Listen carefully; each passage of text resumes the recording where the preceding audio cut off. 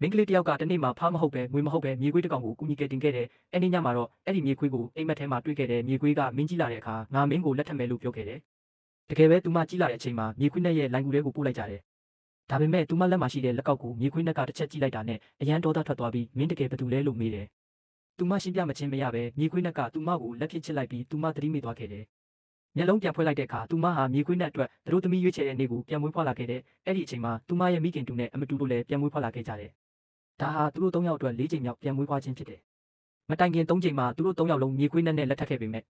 မြေခွေးနဲ့ကဘယ်သူမှငါလိုချင်တဲ့မိန်းမမဟုတ်ဘူးလို့ပြောခဲ့တယ်။ဒီတစ်ချိန်မှာတော့မင်းကလေးကအမှန်တကယ်မြေခွေးနဲ့လိုချင်တဲ့သူတို့သမီးဟာဘယ်သူလဲဆိုတာကိုရှာဖို့ဆုံးဖြတ်လိုက်တယ်။ရွာကောင်းဆောင်ကပြောတာက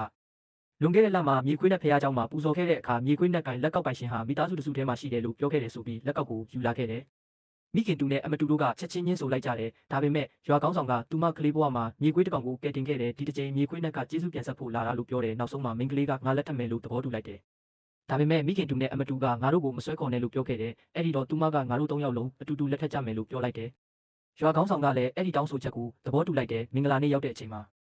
မိခင်တူနဲ့အမတူကရွာကောင်းဆောင်ကိုသူမကငါတို့ကိုထိခိုက်အောင်လုပ်ထားတယ်။သူမမမှန်ရင်ငါတို့အားလုံးထိခိုက်မယ်လို့တိုင်ကြတယ်။အားလုံးမြေခွေးနဲ့ဖះเจ้าကိုသွားတဲ့အခါ